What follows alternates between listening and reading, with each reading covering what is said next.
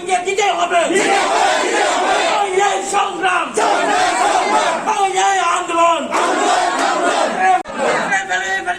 সরকার তোমার প্রতিশ্রুতি তুমি পালন করো এই সংগ্রাম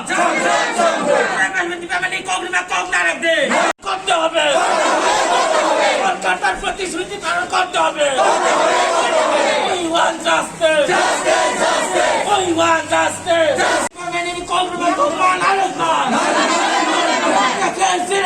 চলি না We want justice. We want justice. We want justice.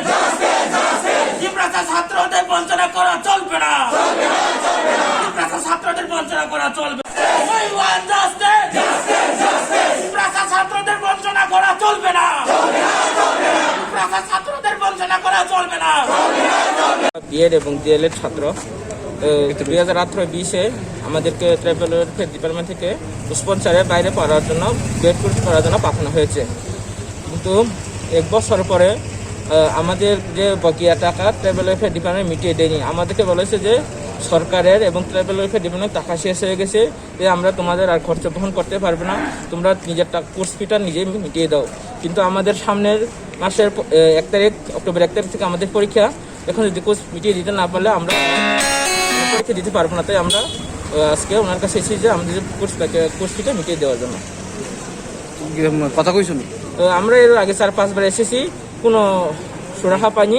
আজকে আমাদের লোক গেছে কি ডাইরেক্টর তারা কি কথা দিয়ে আজকে মানে দেখার বিষয় আর কি। আজকে যদি সমাধান না হয় আমরা এখানে বসে যাবো না। সময় দেওয়ার পর প্রায় 13 দিন পর আমরা এসেছিলাম। আমরা এসে আজকে ভিতরে ঢুকলাম ডাইরেক্টর এবং জয়েন্ট ডাইরেক্টরের সাথে যোগাযোগ করতে, যেহেতু তারা আমাদেরকে 10 দিন পর সলিউশন দেওয়ার কথা বলেছিলাম। তাদের কথা সত্যানুসারে আমরা আসলাম, এসে ভিতরে ঢুকলাম যে ডাইরেক্টর এবং জয়েন্ট ডাইরেক্টর তাদের দুজনের রুম বদ্ধ ছিল। এবং আমরা এখানে যারা গ্রুপ ডি যারা কর্মকর্তা ছিলেন তাদের আমরা জানতে চাইলাম তাদের কাছ থেকে যে জয়েন্ট ডাইরেক্টর এবং ডাইরেক্টর স্যার আমাদেরকে কথা দিয়েছে 10 দিন পর তারা আমাদেরকে সমাধানের কোনো একটা বার্তা দিবে। কিন্তু গিয়ে দেখলাম যে তারা নেই। কি কারণে নেই? তারা বলেছে যে যারা এখানে কর্মচারী 3rd ক্লাসের যারা কর্মচারী তারা বলেছিলেন যে তারা নাকি বাড়িতে ছিলাম, তারা আসেনি বা কোনো একটা অসুখ ছিল এরকম তারা আমাদেরকে বলেছিলাম। কিন্তু তা সত্ত্বেও ভিতরে ঢুকে আমরা স্টাইপেন্ড সেকশনের একজন অফিসার গোবিন্দ দেববর্মা তার সঙ্গে আমরা কথা বলেছিলাম। কথা বলে দেখলাম যে প্রায় 10 মিনিট এরকম কথা বলেছে, কিন্তু তাই নিয়ে আমাদেরকে কোনো সলিউশনের পথ দেখাতেই চাই না। তারা শুধু এই কথা আমাদেরকে শোনাচ্ছে যে তোমরা যতই চেঁচামেচি করুক না কেন এটা সমাধান হবে না। তারা কেউ দায়িত্ব নিতে চাচ্ছে না। এভাবে আমাদের দিনের পর দিন হয়রানি করছে।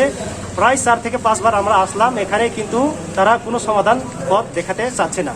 সেই কারণে আমরা সিদ্ধান্ত নিয়েছি, যারা 2018 থেকে 2020 শিক্ষাবর্ষের উপজাতি কল্যাণ দপ্তর আমাদেরকে স্পন্সর করে পাঠিয়েছিলাম কলকাতাতে বিএড করার জন্য। আমরা সিদ্ধান্ত নিয়েছি আমাদের সমাধান যতদিন পর্যন্ত না পাই আমরা এখান থেকে উঠবো না।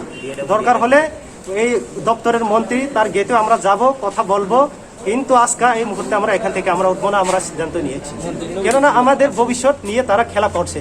আমরা প্রায় আমাদের বয়স 28-30 এরকম, আমাদের 2 বছর পর বিএড কমপ্লিট হওয়ার কথা, কিন্তু তারা যেভাবে খেলা খেলছে যে আমরা বিএড কমপ্লিট করতে পারবো না, সামনে 1 তারিখে আমাদের পরীক্ষা ছিল, কিন্তু তারা আমাদের পেমেন্টগুলা বাকি বকেয়াগুলা তারা ভরে দিচ্ছে না। সে কারণে আমরা পরীক্ষা দিতে পারবে না। যদি তারা এই রকম পরিস্থিতিতে আমাদেরকে রাখে তাহলে আমাদের ভবিষ্যৎ অন্ধকার। আমাদের ভবিষ্যৎ নিয়ে তারা খেলা করছে, সেটা আমরা চাই না। না হলে আমরা সেখানে মৃত্যুবরণ করতে পারি, সেটা কোনো সন্দেহ নেই। এতটুকুই।